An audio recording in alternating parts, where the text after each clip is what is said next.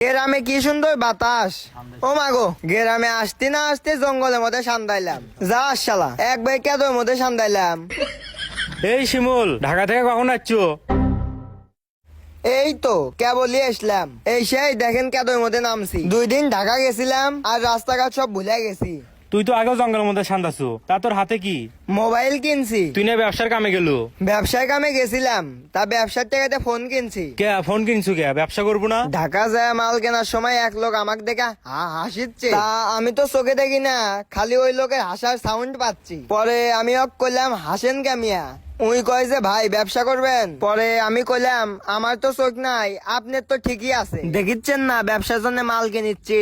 পরে উই আমাকে কয় যে ব্যবসা করে কি করবেন, ব্যবসা করলে লস খাবে, তার চেয়ে অনলাইনে বিমান উড়ান গা, মাসে লাখ টাকা মারতে পারবে। পরে আমার বাটন ফোন বার করে দিয়ে ওকে কইলাম বিমান উড়া দেন।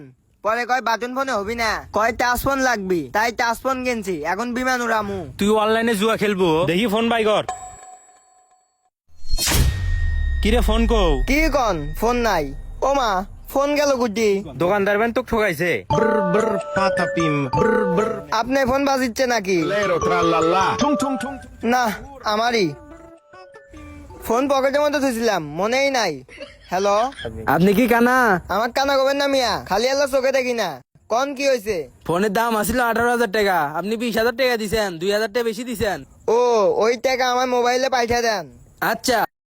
দেখছেন, চোখে না দেখলে কি হয়, মানুষকে 2,000 টাকা বেশি দিয়ে থিয়ে চলে যাচ্ছি। ও ভালো কথা, তুই বলে নেতার পর কি চুরি করছু? ওই দুটো বর্গি তো আমারই আসিল, ওই শালা চুলের নেতার বর্গি চুরি করমু কে?